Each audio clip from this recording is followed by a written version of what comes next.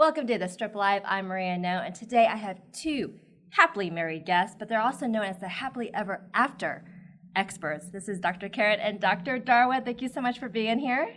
Thank you so much for having us. So I want to talk about happily ever after in the workplace because there's some stat out there that the majority of people are really unhappy with their work. Oh yeah, I think it came out and was what 78.6794 or whatever. I mean, it was incredibly high.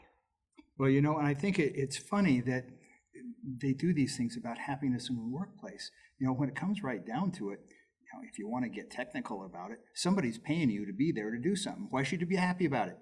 But you know, the other half of that, though, is that the more enjoyable the workplace is, the more you feel good about working for your employer, the better you are going to do. That's going to translate to everything in that company. You know, one of the things that sets a company apart is when a customer gets a good response from the company.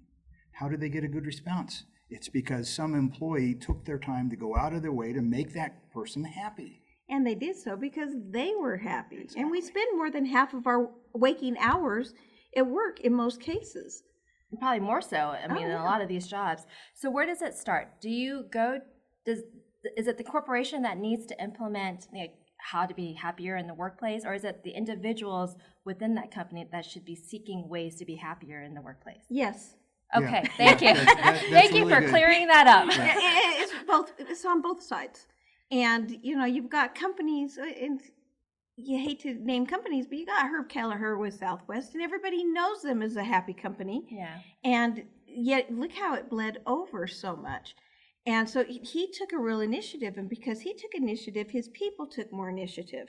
And yeah, they had to do their part, but he had to do his part. And together they were able to form a culture that was very profitable, especially at a time, for instance, with the airlines where none of them were making profits. His company was able to continue going successfully. Yeah. And so the real thing here isn't necessarily who does it. Is it the corporation? Is it individuals? The real thing is that people need to realize, and they do, that there's a corporate image that has to be built, and in most cases remolded. Back 1945, after the war, everything was hierarchical. You know, the line of authority all the way down, and if you didn't sit where you sat and did what you did, then you just weren't part of the group. Yeah, it was a yes sir, Yeah, yes. exactly. You were a cog in a machine. I don't like the machine thing. You know, really think of it more as a body. You know, you're a capillary, a blood vessel, something that's very important to the body, and if that thing goes bad, the body goes bad. You know, it's not a matter of, you know, can you kind of get by? You don't want to kind of get by. And that's the reason people are so unhappy in their jobs, is because they get to that point where they say, I can't make a difference. Why should I try?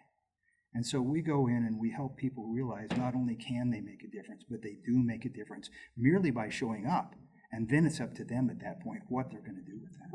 And they're happy, the board of directors are happy, the upper management's happy, and everybody looks good, feels good, and life is wonderful all the way around. And that's how you get a happily ever after workplace, right? It's a great start.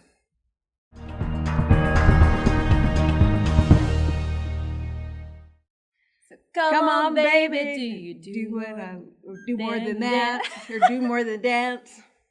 Okay. Okay. We I gotta like learn. to shut up and dance.